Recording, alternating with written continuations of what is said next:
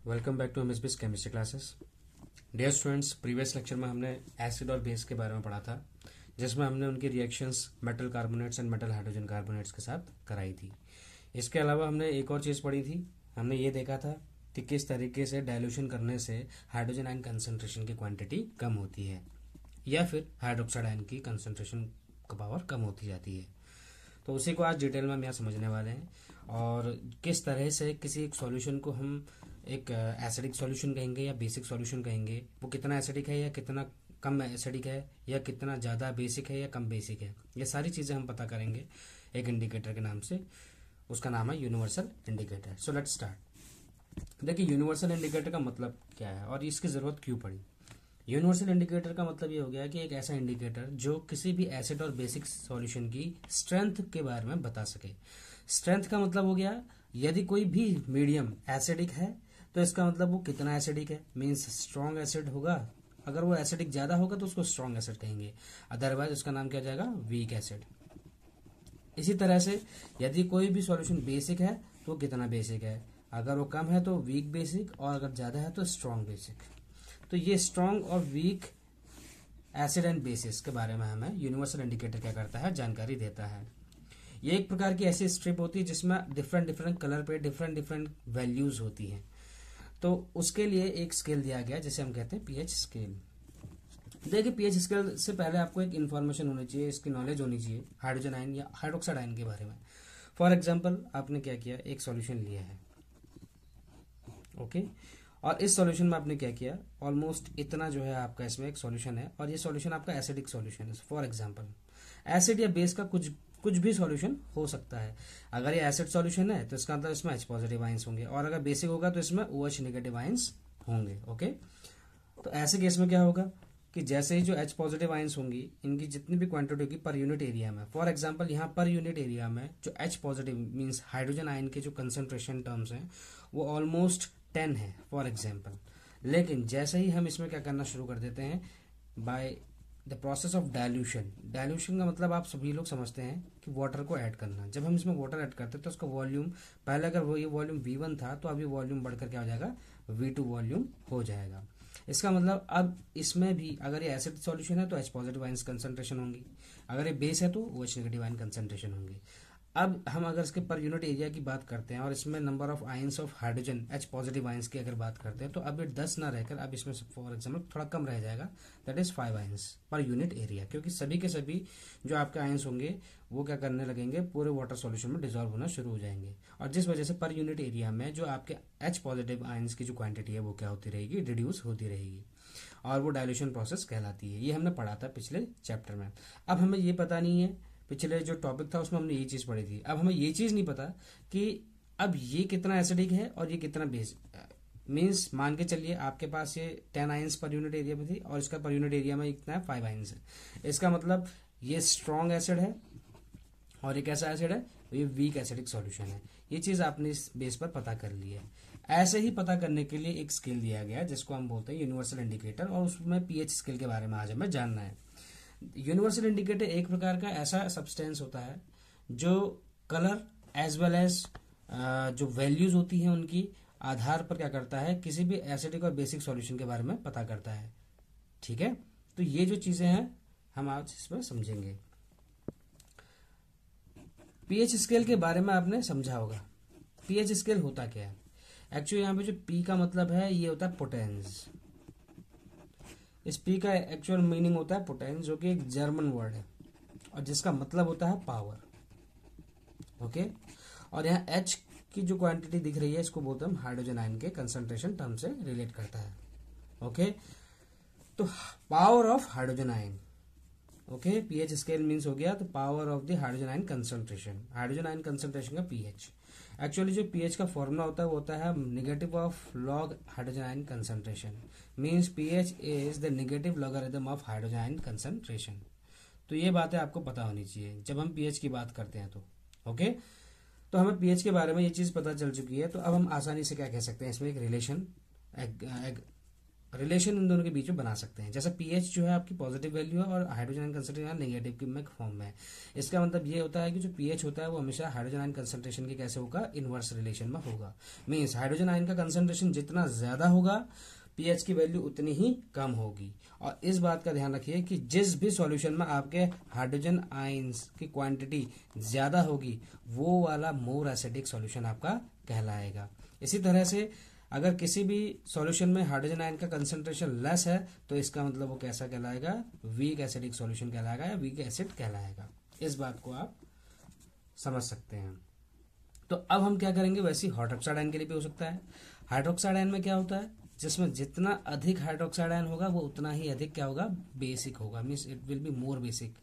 And the solution that consist of lesser number of hydroxide ion it will be considered as weak base. उसको हम weak base कहेंगे या week basic solution कहेंगे। तो इतनी जो जनरल बातें हैं ये आपको पता होनी चाहिए पीएच स्केल पढ़ने से पहले।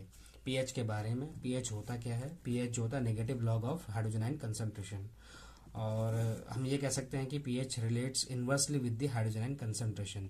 As the concentration of the hydrogen ion increases the pH value decreases. इस बात को आप ध्यान में रखें। pH स्केल के बारे में सबसे पहले 1909 में सोरेनसन नाम के एक केमिस्ट थे, उन्होंने दिया था इसके बारे में। और उन्होंने ये बताया था कि उस स्केल में कि 0 से लेके कहाँ तक की वैल्यू होगी, 14 तक की वैल्यू होगी। मिनिमम वैल्यू आपकी 14 होगी, maximum value minimum value 0 and maximum value 14। Minimum value जो 0 होगी वो होगा आपका वेरी एसिडिक सॉल्यूशन, उन्होंने ये कहा था। और इसी तरह से 14 वैल्यू को बोला था very alkaline solution. Alkaline word यहाँ पे इसलिए यूज किया गया क्योंकि कुछ बेसिस क्या होते हैं, they are soluble in water. और जितने भी ये आपको दिख रहे हैं इसका सॉल्यूशन है, इसका मतलब ये एल्कलाइन होगा। ओके, तो वो जो स्केल दी गई थी उस स्केल के आधार पर हम ये पता कर सकते हैं कि कोई भी जो आपका केमिकल है वो एसिडिक है या बेसिक है। ओके, इसके अलावा आप जानते हैं कि आपके पास यहाँ पे पीएच का जो रिलेशन था हाइड्रोजन आयन कंसंट्रेशन इस तरह से था। आप जानते हैं डाइल्यूशन प्रोसेस में हमने क्या समझा था, डाइल्यूशन प्रोसेस में या तो हम H पॉजिटिव आयन कहें या इसको हाइड्रोनियम आयन कहें। तो इसका मतलब यहाँ अगर H पॉजिटिव ना लिखा हो, आपको यहाँ पे H3O पॉजिटिव लिखा भी मिला हो तो भी आप इसको कंसिडर किस तरह से करिएगा, H पॉजिटिव आयन की तरह। इसका मतलब ये दोनों एक दूसरे के क्या है, इक्विवेलेंट है। इसका मतलब यह है कि हाइड्रोनियम आयन जितना अधिक होगा पीएच की वैल्यू उतनी ही कम होगी। ओके, तो दोनों का रिलेशन सेम होता है। चलिए अब थोड़ा सा स्केल के बारे में देख लेते हैं। स्केल एक्चुअली स्केल किस चीज के बारे में हमें बताता है। ओके, हमारे पास इस स्केल की जो रीडिंग है वो 0 से स्टार्ट होती है और 14 में जाके फिनिश होती है। जो 0 स्केल कहलाती है, यहां से बीच की वैल्यू होती है आपकी 7 और यहां से वैल्यू होती है 8, 9, 10, 11, 12, 13 एंड 14। ओके, और इसी तरीके से यहां भी होता है 6, 5, 4, 3, 2 एंड 1। ओके, ये वैल्यूज जो होती हैं सभी के बीच की जो डिफरेंसेस होते हैं वैल्यूज वो सेम होता है। ओके, स्कूल स्केल की मदद से जो है हम इसको क्या कर सकते हैं, डिस्टेंसेस को बराबर रख सकते हैं। ओके, ये सब समझाने के लिए आपको थोड़ी सी वैल्यूज क्या है आपको दिख रहे होंगे, इनके बीच का जो डिफरेंसेस होगा डिफरेंस दिख रहा होगा, बट इसमें कोई डिफरेंस नहीं होता। अब यहाँ पे जो वैल्यू कही गई इन्होंने पीएच स्केल की बात, जो 7 वाली वैल्यू होती है ये होती है आपकी न्यूट्रल वैल्यू। मीन्स कोई भी ऐसा सॉल्यूशन जो न्यूट्रल होगा उसकी वैल्यू 7 होगी पीएच स्केल में, और उसका जो कलर होगा वो कैसा होगा, ग्रीन होगा।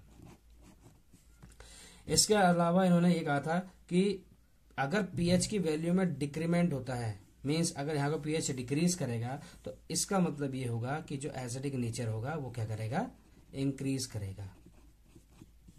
ओके, जैसे जैसे पीएच की वैल्यू डिक्रीज हुई तो इसका मतलब H पॉजिटिव आयन कंसंट्रेशन बढ़ गए, और इसी का मतलब है कि जितने ज्यादा H पॉजिटिव आयन कंसंट्रेशन बढ़ेगा उतना ज्यादा क्या होगा, आपका एसिडिक कैरेक्टर होगा। तो हम ये चीज समझ चुके हैं कि एसिडिक कैरेक्टर कब बढ़ेगा, जब पीएच की वैल्यू नीचे को रिड्यूस होगी। अब आप खुद देखिए पीएच की वैल्यू को अगर आप डिक्रीज करने की कोशिश करते हैं, देखो पहले 7 थी, फिर 6 हुई, फिर 5, फिर 4, ये रिड्यूस हो रही है, तो इसका मतलब यहाँ पर एसिडिक नेचर और बढ़ता ही जा रहा है। मीन्स H पॉजिटिव आयन की क्वांटिटी क्या है, बढ़ रही है। इसका मतलब हम कह सकते हैं कि H पॉजिटिव आयन की क्वांटिटी इसके कंपैरेटिवली क्या हो रही है, इंक्रीज हो रही है। और जिस वजह से जितना ज्यादा H पॉजिटिव आयन होगा और उतना ही ज्यादा वो क्या होगा, उसका नेचर एसिडिक नेचर का होगा। तो ये रिलेशन आपको समझ में आना चाहिए, ये रिलेशन बहुत इंपॉर्टेंट है, जिससे आप इस पूरे पीएच से रिलेटेड जितने क्वेश्चंस आते हैं आसानी से सॉल्व कर सकते हैं। तो यहाँ पर एसिडिक नेचर के बारे में आपको समझ में आया कि इंक्रीज होता है। इसी तरह से आपका अगर आप इधर की ओर को बढ़ेंगे तो ये आपका क्या कहलाएगा, बेसिक नेचर।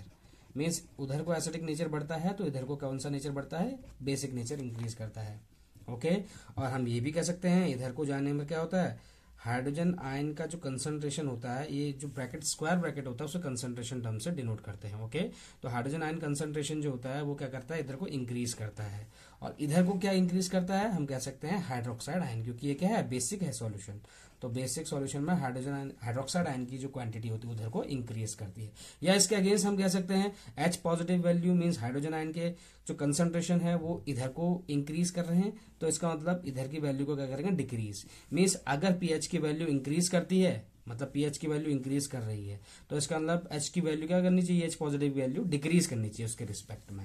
ओके, तो अभी आपने वैल्यूज के आधार पर देखा। इसके अलावा हम इसको कलर के बेस पर भी इंडिकेट कर सकते हैं पीएच स्केल की मदद से। कोई भी सॉल्यूशन कितना स्ट्रॉन्ग एसिडिक या वीक एसिडिक सॉल्यूशन है, या स्ट्रॉन्ग बेसिक और वीक बेसिक सॉल्यूशन है। फॉर एग्जांपल जो 0 की वैल्यू होती है वो वैल्यू आपकी 0 to 1 के बीच में रेड वैल्यू होती है। ओके, और इसी तरीके से 1 से लेके 2 and 3 तक की वैल्यू जो होती है वो आपकी पिंक कलर की होती है। देन 3 to 4 की बात करते हैं धीरे धीरे, तो यहाँ पे आपका ऑरेंज कलर दिखने लगता है। देन उसके बाद 4 to 5 की ओर को आते हैं तो थोड़ा बहुत येलो कलर आपको अपीयरेंस होता है, और 5, 6, 7 की ओर आएंगे तो लाइट ग्रीन कलर आपको अपीयर होगा। ओके, तो ये वैल्यूज के आधार पे या फिर कलर के आधार पे भी हम क्या कर सकते हैं, किसी भी पीएच स्केल में किसी भी एसिड और बेस का पता लगा सकते हैं। ओके, ऐसे ही 7 to 8 की जो 7 की वैल्यू आपकी ग्रीन होती है, आप जानते ही हैं यहाँ लिखा हुआ है वैल्यू, और 7 के बाद ये वैल्यू धीरे धीरे 8-9 तक वैल्यू क्या होती है, डार्क ग्रीन होती है। ओके, यहाँ डार्क ग्रीन होगी। उसके बाद 9 के बाद की जो वैल्यू होगी लगभग 10-11 तक की जो वैल्यू होगी आपकी वो वॉयलेट कलर में दिखेगी। ओके, और 11-12 तक की वैल्यू जो होगी आपकी लगभग वो लाइट ब्लू में दिखनी शुरू हो जाएगी, और इसके बाद लास्ट में आपका जो कलर हो जाएगा वो डार्क ब्लू में कन्वर्ट हो जाएगा। यदि आपका ये पूरा का पूरा जो पोर्शन है आपका डार्क ब्लू में कन्वर्ट हो जाएगा, मीन्स 14 वाला जो आपका सॉल्यूशन होगा जिसका पीएच वैल्यू 14 आएगी, इसका मतलब उस सॉल्यूशन का जो कलर होगा वो डार्क ब्लू होगा, अगर पीएच स्केल से हम उसको उसका पता लगाते हैं। ओके, तो ये बातें हमें किसके बारे में पता चली, पीएच स्केल के बारे में। हम पीएच स्केल के बारे में पढ़ रहे हैं जिसमें हमने ये देखा कि हम किस तरह से एक वैल्यूज के आधार पर या फिर उसके कलर के बेस पर हम किसी भी सॉल्यूशन का एसिडिक और बेसिक नेचर पता कर सकते हैं। ऐसे कई सारे वैल्यूज को फाइंड आउट किया गया है। जैसे आप कुछ ऐसे एसिड्स के बारे में जानते हैं जो नेचर में पाए जाते हैं नेचुरली। जैसे अगर हम बात करते हैं एग्जाम्पल के तौर पर गैस्ट्रिक जूस, गैस्ट्रिक जूस का जो पीएच होता है वो लगभग कितना होता है बेटा, दैट इज 1.2 के करीब होता है। इस तरीके से अगर हम बात करते हैं लेमन की, है ना, लेमन जूस वो होता है आपका 2.2 के करीब। आपका जो ब्लड होता है उसका पीएच 7.4 होता है। ओके, मिल्क ऑफ मैग्नीशिया होता है जो, इसका पीएच, इसको हम बोलते हैं मैग्नीशियम हाइड्रोक्साइड। ओके, एक एंटी एसिड की तरह बिहेव करता है, अभी बताएंगे इसके बारे में। तो मिल्क ऑफ मैग्नीशिया जो है उसका होता है 10। ऐसे NaOH सॉल्यूशन हो गया कोई, तो उसका जो पीएच है लगभग 14 होता है। इसका मतलब ये हाईली बेसिक होता है, हम जानते हैं it is strong base NaOH का होता भी है। ओके, तो इतनी बातें तो हमें वैल्यूज के बेस पर समझ में आ गई है। ओके, अब क्वेश्चन यहाँ से क्या बन सकता है, क्वेश्चन कुछ भी बन सकता है। जैसे आपसे बोल दिया गया 1 मोलर HCl सॉल्यूशन है और 1 मोलर आपका CH3COOH सॉल्यूशन है, तो आपसे बोला गया इन दोनों सॉल्यूशन में से ज्यादा एसिडिक कौन सा होगा, लेस एसिडिक कौन सा होगा, या फिर आपसे पूछा गया है कि पीएच की वैल्यू किसकी ज्यादा होगी कि किसकी पीएच की वैल्यू कम होगी। तो ऐसे क्वेश्चंस यहाँ से आपको देखने को मिल सकते हैं। तो आप इसका पता कैसे लगा सकते हैं, देखिए होता क्या है, 1 molar HCl and 1 molar CH3COOH दोनों का अगर कंसंट्रेशन सेम हो, 1 मोलर ये भी है 1 मोलर ये भी है, इसका मतलब ये नहीं कि दोनों में हाइड्रोजन आयन्स के जो कंसंट्रेशन है वो सेम होंगे। दोनों में जो हाइड्रोजन आयन का जो कंसंट्रेशन होगा वो कैसा होगा, डिफरेंट होगा। और हम जानते हैं कि जो हाइड्रोजन आयन कंसंट्रेशन है HCl के केस में वो ज्यादा होते हैं, मीन्स मोर हाइड्रोजन आयंस होंगे इसमें, और इस वाले गैस में क्या होंगे, लेस हाइड्रोजन आयंस। यदि ऐसा होगा तो इसका मतलब हम कह सकते हैं it is more acidic in nature, और ये कैसा होगा, लेस एसिडिक, क्योंकि इसके पास हाइड्रोजन आयन कंसंट्रेशन की क्वांटिटी है। इसके पास हाइड्रोक्साइड आयन की क्वांटिटी नहीं है, सिर्फ हाइड्रोजन आयंस की क्वांटिटी है, that is why it is known as acidic. Okay, क्योंकि CH3COH जो रिलीज करेगा वो H पॉजिटिव ही रिलीज कर सकेगा, इसीलिए इसको हमने एसिडिक नेचर कहा। लेकिन इसका कंपैरिजन जब हमने 1 मोलर ऑफ HCl सॉल्यूशन से देखा तो हमें पता चला कि जो हाइड्रोजन आयंस हैं वो HCl के सॉल्यूशन में क्या होता है, कंप्लीटली आयनाइज हो जाते हैं, जिस वजह से मोर number of hydrogen ion release होते हैं, जिसकी वजह से ज़्यादा एसिडिक कहलाता है। और हमने रिलेशन के हिसाब से पढ़ा भी है कि H पॉजिटिव आयन का कंसंट्रेशन जिसके बाद जितना ज़्यादा होगा pH की वैल्यू उतनी ही कम होगी। इसका मतलब मान के चलिए अगर हमने H पॉजिटिव आयन फॉर, मैंने आपसे पूछा है इन दोनों के केस के लिए, HCl के लिए पूछा है, और इसी तरीके से मैंने आपसे बोला H positive ion concentration for दूसरी वैल्यू CH3COH के लिए जैसे, तो बताइए आपके हिसाब से pH की वैल्यू इन दोनों के लिए किसकी अधिक होनी चाहिए। हम जानते हैं हाइड्रोजन आयन की वैल्यू किसके लिए जाता है, इसके लिए ज़्यादा है। ओके, HCl के लिए देखिए निकल के आई थी, और इसी तरह से हम जानते हैं CH3COH के लिए H की वैल्यू कम है, तो इससे हमें पता चला कि मोर एसिडिक है लेस एसिडिक है। क्या हम pH का भी एक ट्रेंड बना सकते हैं इन दोनों के केसेस में? जी हाँ, हम जानते हैं pH बढ़ रहा है तो मीन्स H पॉजिटिव बढ़ रहा है तो pH घटेगा। इन दोनों से ज़्यादा pH किसका था, इसका, तो इसका pH क्या होगा, कम होगा, तो pH इसका कम होगा HCl का। लेकिन pH किसके लिए, CH3COH के लिए क्या होगा, pH की वैल्यू ज्यादा होगी। तो क्वेश्चन इस आधार पर आपका बोर्ड में पूछा जा सकता है, प्रैक्टिकल बेस्ड क्वेश्चन में अमूमन देखा गया है। ओके, तो आप ये क्वेश्चन जो है इस टॉपिक से इस तरीके से तैयार कर सकते हैं। ये जो आपका टॉपिक था अभी, ये pH के एक बेसिक नॉलेज था। अब हम इससे रिलेटेड जितने एप्लीकेशन क्वेश्चंस होते हैं जो आपके एग्जाम पॉइंट ऑफ व्यू से बहुत इंपॉर्टेंट है वो पढ़ते हैं। ओके, तो आपका है एप्लीकेशन बेस्ड में importance of pH, importance of pH in everyday life।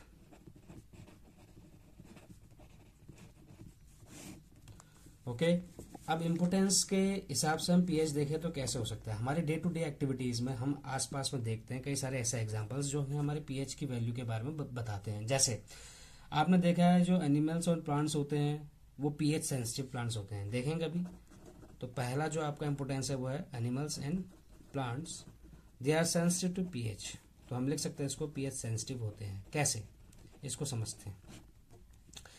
जैसे आप जानते हैं कि जो बॉडी होती है ऑर्गेनिज्म की, वो कितने में सरवाइव कर सकती है, कितने pH के रेंज में किसी एक बॉडी को सरवाइव करना पड़ता है।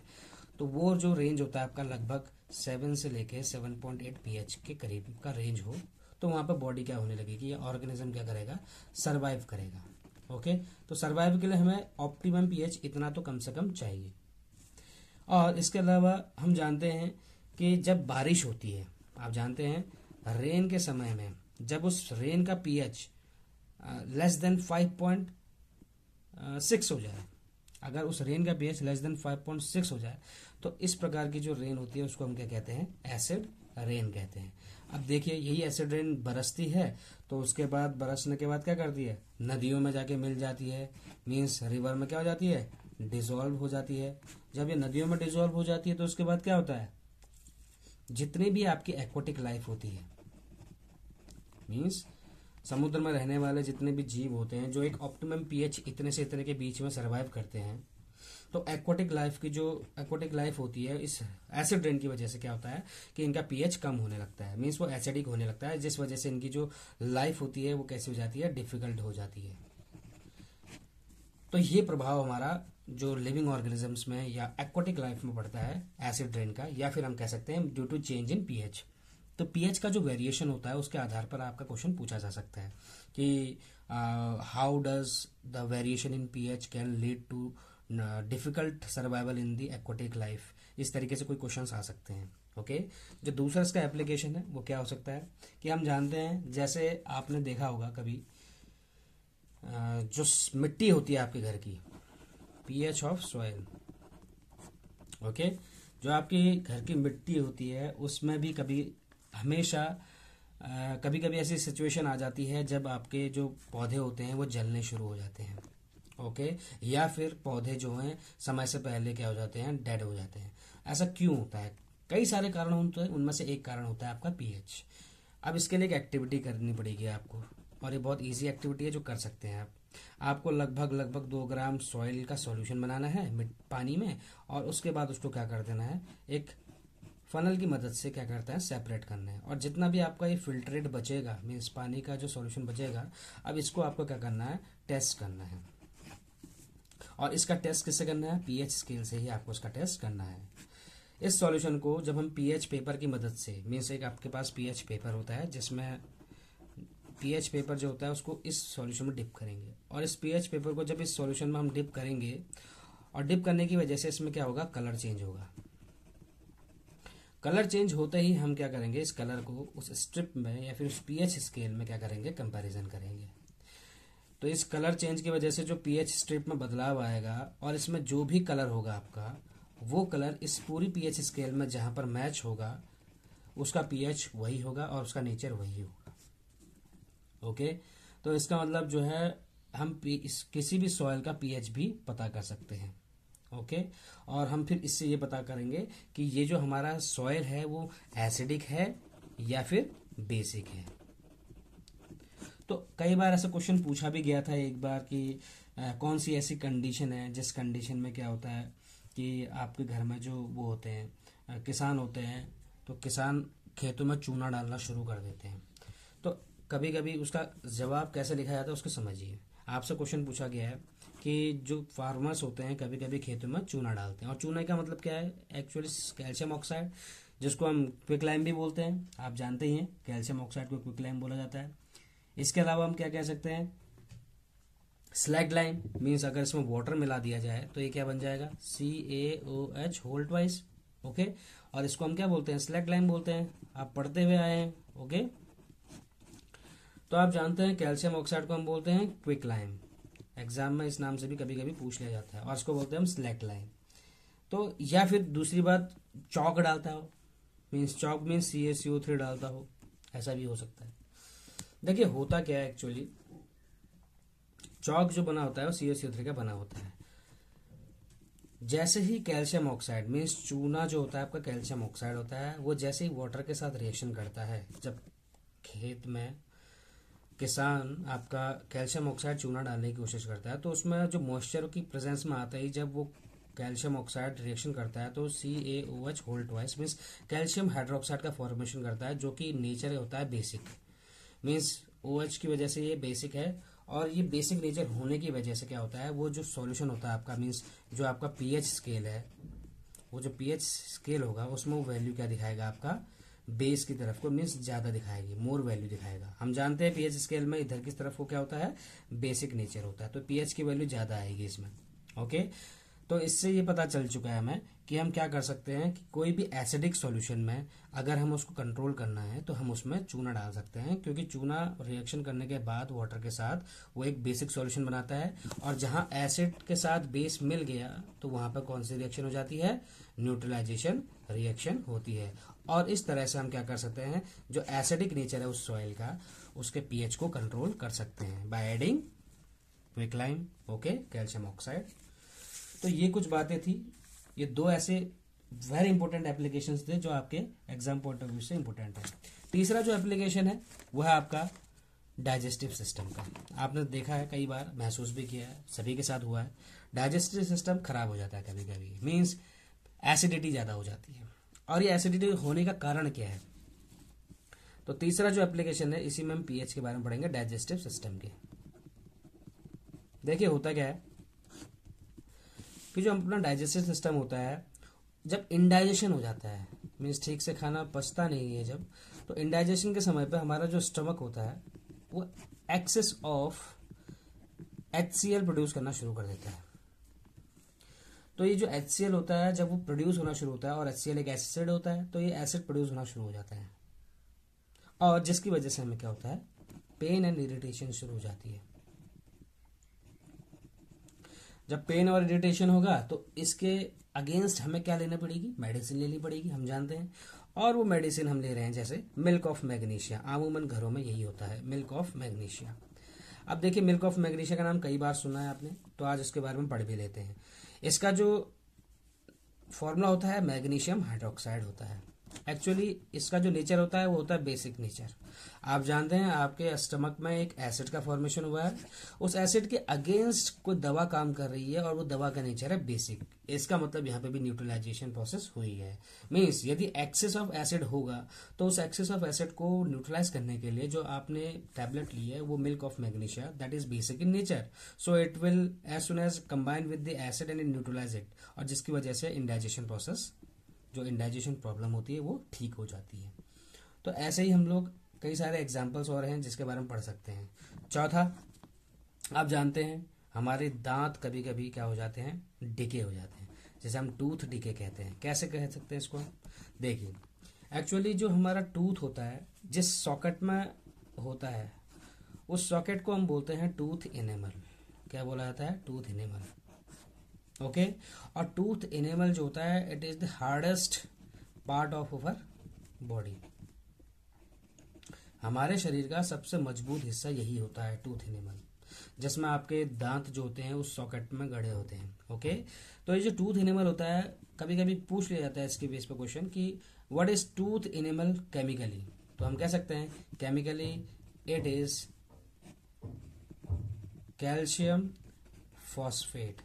क्या बोल सकते हैं? ये कैल्शियम फॉस्फेट होता है जिसका फॉर्मूला CA3PO4 होल ट्वाइस कहते हैं। मीन्स ये जो टूथ इनेमल होता है वो जो होता है कैल्शियम हाइड्रोक्सी एपेटाइट होता है, कैल्शियम हाइड्रोक्सी एपेटाइट, उसी का जो कंटेंट होता है उसे हम कहते हैं कैल्शियम फॉस्फेट। तो एग्जाम में कभी एक क्वेश्चन आता है तो आप हमेशा याद रखिए कि टूथ इनेमल जो होता है वो कैल्शियम फॉस्फेट कहलाता है, CA3PO4 होल ट्वाइस। ओके, और जब हम खाना खाते हैं और जब हम खाना नहीं खाते हैं, means before meal and after meal की कंडीशन हमें देखनी पड़ेगी। देखिए, बिफोर मील होता क्या है, मान के चलिए हमारे माउथ का जो पीएच होता है बिफोर मील ऑलमोस्ट 6.2 के करीब होता है, लेकिन जैसे ही हम अपना मील लेना शुरू करते हैं, या फिर हम ये कह सकते हैं कि हमारा जो पीएच होता है वो 5.5 से ज़्यादा ही होता है माउथ का पीएच। ओके, कितना होता है? मोर देन 5.5 पीएच खाना खाने से पहले। और जिस वजह से जैसे खाना खाते हैं आफ्टर मील तो हमारा जो पीएच होता है वो घटकर मीन्स लेस देन क्या हो जाता है, 5.5 हो जाता है। आप जानते हैं पीएच की वैल्यू डिक्रीज हो रही है, इसका मतलब हम ये कह सकते हैं कि वो क्या हो रहा है, और ज़्यादा एसिडिक नेचर का हो रहा है। हमारे माउथ का जो एनवायरनमेंट है अब वहाँ क्या हो जाएगा, एसिडिक नेचर ज़्यादा होगा।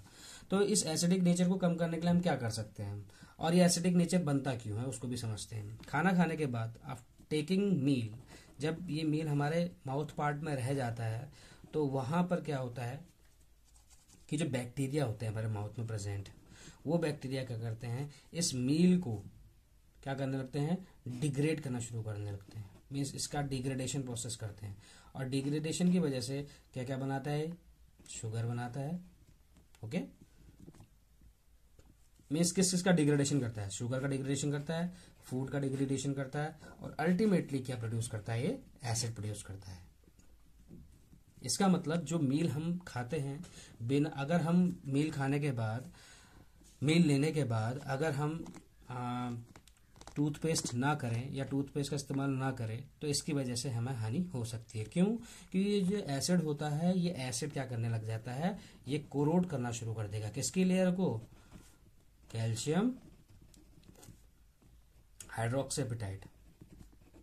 कैल्शियम हाइड्रोक्सी एपेटाइट की लेयर को क्या करना शुरू कर देगा है, कोरोड करना शुरू कर देगा।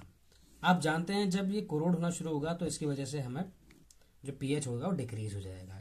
तो हम कह सकते हैं कि बिफोर मील हमारा माउथ का जो पीएच था वो ज़्यादा था 5.5 से, लेकिन आफ्टर मील क्या होता है, तो कभी भी क्वेश्चन आए तो इसका जवाब क्या होगा, पीएच की वैल्यू क्या हो जाती है, डिक्रीज हो जाती है मील खाने के बाद, क्योंकि एसिडिक एनवायरनमेंट बढ़ जाता है।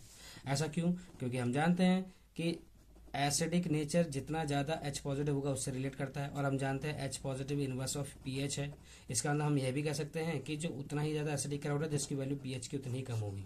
तो आप देखिए इस रिलेशन के आधार पर हमारा माउथ का एसिडिक जो मीडियम है बढ़ गया है, तो पीएच की वैल्यू क्या हो जाएगी, रिड्यूस हो जाएगी। इसीलिए हमने यहाँ कहा कि पीएच क्या हो जाएगा, डिक्रीज हो जाएगा। ओके, तो इससे ओवरकम करने के लिए हमें टूथपेस्ट की सलाह दी जाती है, टूथपेस्ट यूज करना चाहिए। ऐसा क्यों? Because toothpaste consist of some chemicals that composed of bases, और ये जो बेस होता है जैसे ही हम अपने माउथ के एनवायरनमेंट में कांटेक्ट में लाते हैं तो ये बेस क्या करता है, एक्सेस ऑफ एसिड का जो एनवायरनमेंट था उसके साथ रिएक्शन करके एक न्यूट्रलाइजेशन रिएक्शन प्रोसेस शुरू कर देता है और न्यूट्रल एनवायरनमेंट क्रिएट करता है हमारे माउथ का, जिस वजह से कोरोड नहीं हो सकता फर्दर उस टूथ डीके, उस टूथ एनिमल का। ओके, तो इस तरीके से हम जो एवरीडे लाइफ में पीएच का प्रोसेस है, पीएच की जो इंपोर्टेंस है वो टूथ डीके में भी देख सकते हैं। एक और आपने एग्जांपल सुना होगा सेल्फ डिफेंस के ऊपर। ओके, सेल्फ डिफेंस के लिए इस्तेमाल में किया जाता है इसको। जैसे प्लांट्स और एनिमल्स की बात करते हैं, जैसे आपके पास प्लांट्स में भी कई सारे ऐसे एग्जांपल्स हैं। आपने नेटल के बारे में सुना होगा। ओके, नेटल लीफ, बिच्छू का पौधा होता है जो, उसमें छोटे छोटे क्या होते हैं, कांटे होते हैं, और उन कांटों में जो होता है वो एसिड होता है, और उस एसिड का नाम होता है मिथेनोइक एसिड। और जैसे ही ये आपके शरीर में कांटेक्ट में आते हैं तो ये एक इचिंग या बर्निंग सेंसेशन, पेन शुरू कर देंगे। ओके, जिसकी वजह से क्या होने लगेगा, आपको पेन होना शुरू हो जाएगा। तो इचिंग और बर्निंग सेंसेशन शुरू हो जाएगा तो आपको पेन स्टार्ट हो जाएगा और स्वेलिंग स्टार्ट हो जाएगी। और जब ऐसा होगा तो आपको क्या करना है, इसके लिए रेमेडी क्या हो सकती है इस चीज़ के लिए।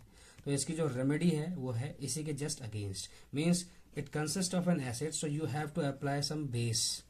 ओके, आपको एक बेस लगाना पड़ेगा ताकि इसका जो इफेक्ट है वो न्यूट्रलाइज हो जाए। तो आप याद रखिए, कभी भी उस बिच्छू पौधे के ही जस्ट बगल में कहीं एक डॉग प्लांट पाया जाता है। ओके, जो डॉग प्लांट होता है इट कंसिस्ट ऑफ बेस, और इसीलिए जब ये कभी होता है ऐसा इंसिडेंस तो डॉग प्लांट को उस एरिया पे क्या किया जाता है, रब किया जाता है, ताकि क्या किया, ताकि इसमें से जो बेस है वो इस एक्सेस ऑफ मिथेनोइक एसिड की क्वांटिटी को न्यूट्रलाइज कर सके और स्वेलिंग कम हो जाती है। तो इसका इस्तेमाल हम प्लांट्स में कर सकते हैं। तो प्लांट्स भी क्या करते हैं, अपना सेल्फ डिफेंस मैकेनिज्म इस तरीके से शो करते हैं, उसमें इसमें इस्तेमाल में आता है। ये एसिड इसके सेल्फ डिफेंस के लिए इस्तेमाल में लाया जाता है। ऐसे ही दूसरा एनिमल्स में अगर एग्जांपल पढ़ते हैं तो आप जानते हैं एनिमल्स में कैसे, जैसे हनी बी के बारे में आपने सुना ही है। तो हनी बी क्या कंसिस्ट करती है, honey bee consist of methanoic acid as well, means honey bee में भी क्या होता है, मिथेनोइक एसिड होता है। और जैसे ही वो हमें इंजेक्ट करती है मिथेनोइक एसिड तो आप जानते हैं बर्निंग सेंसेशन शुरू हो जाता है, स्वेलिंग हो जाती है और अल्टीमेटली पेन होता है। तो मिथेनोइक एसिड को हम न्यूट्रलाइज करने के लिए क्या लगाते हैं, हमेशा बेकिंग सोडा इस्तेमाल करते हैं। अगर हम बेकिंग सोडा इस्तेमाल करें तो मिथेनोइक एसिड के इफेक्ट को क्या किया जा सकता है, कम किया जा सकता है, जिसकी वजह से स्वेलिंग और इचिंग और बर्निंग जो सेंसेशन होगा आपका वो कम हो जाएगा। ओके, तो एनिमल्स में जैसे हनी बी जो होता है कंसिस्ट ऑफ मिथेनोइक एसिड, और इसी तरीके से जो वास्प होता है, एक वास्प में आपके बेस होता है। जब ये बेस हमें इंजेक्ट करता है तो उसके अगेंस्ट हमें क्या यूज करना पड़ता है, कोई एसिड यूज करना पड़ता है। जैसे आपने यहाँ देखा कि हनी बी जो है एक एसिड प्रोड्यूस करती है और उसके अगेंस्ट हमें क्या यूज करना पड़ता है, बेकिंग सोडा। और बेकिंग सोडा का मतलब NaHCO3 ये होता है, और ये एक प्रकार का क्या होता है, कंसिस्ट ऑफ बेस। तो इसीलिए हमें क्या करना पड़ता है, हनी बी के अगर हम बात करें तो तब हमें हनी बी के स्टिंग में हमेशा मिथेनोइक एसिड होता है, जिस वजह से हमें उसके अगेंस्ट बेस यूज करना पड़ता है। लेकिन वास्प के स्टिंग में बेस होता है, उसके अगेंस्ट हमें क्या यूज करना होता है, एसिड यूज करना होता है। ओके, तो ये कुछ बेसिक इंपोर्टेंस थे आपके, जितने भी आपके क्वेश्चंस आते हैं इस पॉइंट ऑफ व्यू से। इसमें कुछ एग्जांपल्स और हैं जो कि आपको समझने हैं। जैसे आप जानते हैं एग्जाम पॉइंट ऑफ व्यू से अगर कोई क्वेश्चन आपसे पूछ लिया गया प्रैक्टिकल बेस में कि आपके पास एक कंटेनर है मिल्क का, और मिल्क कंटेनर को अगर आपने ओवरनाइट रख दिया, फॉर एग्जांपल आपके पास इसमें क्या है, मिल्क, और मिल्क कंटेनर अगर आपने बिना बॉईल किए ओवरनाइट रख दिया तो अगले दिन आप उसमें क्या देखोगे, कर्ड देखोगे। ऐसा क्यों, because of formation of lactic acid in it. इसमें क्या होने लग गया, लैक्टिक एसिड शुरू हो चुका है, मीन्स लैक्टिक की जो प्रेजेंस है एसिड की वो बढ़ चुकी है, और इसीलिए ये कैसा महसूस होता है, it is sour in taste, इसीलिए खट्टा महसूस होता है। और ये काम कौन करता है, लैक्टोबैसिलस लैक्टिसी नाम का एक बैक्टीरिया काम करता है, जो कर्ड, मिल्क को कर्ड में कन्वर्ट कर देता है। तो ऐसे ही हम कह सकते हैं कि अगर आपसे कोई पूछे कि कर्ड में आपका क्या पाया जाता है, कौन सा एसिड पाया जाता है, तो आप बोल सकते हैं उसमें कौन सा एसिड पाया जाता है, लैक्टिक एसिड बोला जा सकता है। ओके, ऐसे ही अगर आपसे कोई पूछ ले कि विनेगर में क्या पाया जाता है, तो विनेगर में हमेशा क्या पाया जाता है, एसिटिक एसिड, जिसका फॉर्मूला CH3COOH है, एज यू ऑलरेडी नो। ऐसे ही आपसे पूछा गया ऑरेंज में क्या होता है, ऑरेंज हो या फिर आपका लेमन हो, तो इन सभी में कौन सा एसिड पाया जाता है, सिट्रिक एसिड पाया जाता है। सिट्रस फ्रूट्स जितने भी होंगे उनमें सिट्रिक एसिड पाया जाएगा। ओके, इसी तरह से जैसे ऑरेंज की, जैसे आपका टैमरिंड हो गया, इमली बोलते हैं जैसे, तो टैमरिंड में आपका टार्टरिक एसिड पाया जाता है। ओके, ऐसे आपसे पूछ लिया किसी ने टमाटो में कौन सा एसिड होता है, it consist of oxalic acid. Okay, और ऐसे ही जो खट्टा दूध होता है जिसे हम कर्ड बोलते हैं, उसमें क्या पाया जाता है, लैक्टिक एसिड पाया जाता है। ओके, अगर आपसे पूछ लिया किसी चींटी ने अगर काट दिया तो एंट के जो स्टिंग होते हैं उसमें क्या होते हैं, तो हम इसको बोलते हैं मिथेनोइक एसिड। ऐसे ही ये बी के स्टिंग में भी पाया जाता है मिथेनोइक एसिड, और आप जानते हैं जो नेटल लीफ होता है उसमें भी पाया जाता है, तो नेटल का अगर स्टिंग लग गया तो उसमें भी आपका क्या है, मिथेनोइक एसिड है। तो ये कुछ इम्पोर्टेंट आपके एग्जाम्पल्स हैं कि एग्जाम पॉइंट ऑफ व्यू से अगर क्वेश्चन पूछ लिया जाए कि अगर आप कहीं ट्रैक में जा रहे हैं और आपको रास्ते में एक पौधे की वजह से आपको क्या होने लगी, इचिंग और बर्निंग सेंसेशन होने लगा, आपने ध्यान से उस पौधे को उठा के देखा तो उनकी पत्तियों में आपने ये नज़र किया कि नेटल की स्टिंग्स थी उसमें, तो ऐसे कंडीशन में आप क्या करोगे, आपका क्या ऑब्जर्वेशन होगा। ऐसे प्रकार के जो क्वेश्चन होते हैं आपके बोर्ड में बनते हैं, इसीलिए कोशिश करें कि इस चैप्टर को जब आप पढ़ें तो आप उसको अप्लाई कर सके एवरीडे लाइफ में। ओके, अब इससे कुछ क्वेश्चंस बनते हैं, इतने जो टॉपिक हमने पढ़े हैं उससे रिलेटेड कुछ क्वेश्चंस बनते हैं, वो कैसे बनते हैं उसको देख लेते हैं। ओके, जैसे पहला क्वेश्चन क्या बनता है, बोला जाता है क्या बेसिक सॉल्यूशंस जो होते हैं, जैसे आपने एक सॉल्यूशन बनाया और आपने ये सॉल्यूशन जब आपने इसको टेस्ट किया तो पता चला कि सॉल्यूशन आपका कैसा है, बेसिक सॉल्यूशन है। तो बेसिक सॉल्यूशन होने की वजह से क्या हम यह कह सकते हैं कि it only consist of hydroxide ions but not hydrogen ions, कह सकते हैं सर? ये पूरी तरह से कहना गलत है। इसका मतलब ये है कि क्या कोई बेसिक सॉल्यूशन में कभी हाइड्रोजन आयन हो सकते हैं या सिर्फ उसमें हाइड्रोक्साइड आयंस होते हैं। अगर हाइड्रोजन आयंस होते हैं तो उनको फिर भी बेसिक की कैटेगरी में क्यों रखा जाता है, ऐसा क्वेश्चन आपसे पूछा जाता है। देखिए होता क्या है ना, जैसे जो बेसिक सॉल्यूशन होता है that is consist of OH negative ions, इसमें आपके पास हाइड्रोक्साइड आयन की क्वांटिटी क्या होगी, ज्यादा होगी। फॉर एग्जांपल ये है पर यूनिट एरिया में जो आप क्वांटिटी काउंट करोगे हाइड्रोक्साइड आयन के कंसंट्रेशन की, वो वैल्यू क्या होगी, ज्यादा होगी। ओके, लेकिन आप इसमें ये देखेंगे कि जो हाइड्रोजन आयन की क्वांटिटी है वो भी प्रेजेंट होगी। ऐसा क्यों? ये जो हाइड्रोजन आयन है मे बी ये हाइड्रोजन आयन आपका H2O टूटकर H पॉजिटिव और OH नेगेटिव में टूटा हो और उस H पॉजिटिव की वजह से आपकी जो क्वांटिटी है इसमें हाइड्रोजन आयन की प्रेजेंट हो। तो ये जो H पॉजिटिव आयन है उसकी क्वांटिटी एज सच रहेगी, but in comparison to these H positive ions जो OH नेगेटिव आयंस की क्वांटिटी होती है वो far greater than H positive ions, बहुत ज्यादा होती हैं हाइड्रोक्साइड आयन की क्वांटिटी हाइड्रोजन आयन की क्वांटिटी की कंपैरेटिवली। इसीलिए वो जो सैंपल होता है पूरा सॉल्यूशन का वो आपका कैसा कहलाता है, बेसिक सॉल्यूशन कहलाता है। Instead of having in spite of having H positive ion it is still considered as basic solution। Okay, और ऐसे ही क्वेश्चन आपको पूछा जा सकता है इसके अगेंस्ट कि जो एसिडिक सॉल्यूशंस होते हैं क्या उसमें हाइड्रोक्साइड आयंस नहीं होते? होते हैं, एसिडिक सॉल्यूशंस में भी हाइड्रोक्साइड आयंस होते हैं, लेकिन हाइड्रोक्साइड आयन की क्वांटिटी एसिड सॉल्यूशंस में H पॉजिटिव आयंस की क्वांटिटी से कंपैरेटिवली बहुत कम होते हैं, इसीलिए वो एसिडिक सॉल्यूशन कहलाते हैं। ओके, तो ऐसे क्वेश्चंस आपके बनते हैं। और आपसे कोई क्वेश्चन ऐसे पूछ लिया पीएच से रिलेटेड, जैसे आपसे बोला गया कि एक सॉल्यूशन है उसका पीएच है आपका 6। ओके, ऐसे एक सॉल्यूशन है पीएच जिसका है 8, एक सॉल्यूशन ए है एक सॉल्यूशन बी है जिसका पीएच 6 और 8 दे रखा है। ओके, तो क्वेश्चन क्या पूछा गया, आपसे पूछ लिया गया which has more H positive ions. अब आपको पता करना है कि इनमें H पॉजिटिव आयंस की क्वांटिटी ज्यादा है। यदि आपको पीएच का नॉलेज होगा आप बहुत आसानी से इस क्वेश्चन को डील कर सकोगे। देखिए क्या कर सकते हैं हम इसमें, हम जानते हैं H positive ion inverse of pH scale, ठीक है ना, पीएच के इनवर्स होता है। अगर ये पीएच की वैल्यू ज्यादा होगी तो H पॉजिटिव कम होगा, हम समझ गए। तो देखिए यहाँ पीएच की वैल्यू किसकी ज्यादा है, पीएच की वैल्यू 8 वाले की ज्यादा है, तो जिसकी ज़्यादा वैल्यू उसकी कम एच पॉजिटिव, मीन्स पीएच की वैल्यू ज़्यादा किसकी ज़्यादा होगी तो एच की वैल्यू कम होगी। इसका मतलब अगर हम एच पॉजिटिव की बात करते हैं यहाँ पे एक अलग सा टेबल बना के एच पॉजिटिव आयन, तो इसका मतलब हम कहेंगे कि एच पॉजिटिव वैल्यू इसमें लेस होगी। लेकिन अगर पीएच की वैल्यू कम हो जाए, 6 हो जाए, जैसे देखिए 6, अगर पहले यहाँ पे वैल्यू 8 थी, 8 के बाद अब 6 हो गई, तो इसका मतलब 8 से 6 की ओर आए, तो इसका मतलब क्या हुआ है, डिक्रीज हुआ है। पीएच डिक्रीज होने पर क्या हो जाएगा, पीएच अगर डिक्रीज करेगा तो एच पॉजिटिव आयन की वैल्यू बढ़ जाएगी। तो इसका मतलब पीएच डिक्रीज हुआ तो एच पॉजिटिव आयन की वैल्यू बढ़ गई, मतलब यहाँ मोर। इसका मतलब हम समझ गए कि जो पहला सॉल्यूशन ए था इसमें एच पॉजिटिव आयन की क्वांटिटी ज्यादा होगी एज कंपेयर टू बी। तो यही इसका आंसर होगा। इस तरीके से आपके क्वेश्चंस पूछे जा सकते हैं on the basis of importance of pH in everyday life. आज के लिए टॉपिक इतना ही रखते हैं, मिलते हैं नेक्स्ट लेक्चर में। यदि आपका कोई कंफ्यूजन हो, कोई क्वेरी हो किसी टॉपिक में, तो आप कमेंट सेक्शन में ज़रूर पूछिए। Till then keep doing work hard.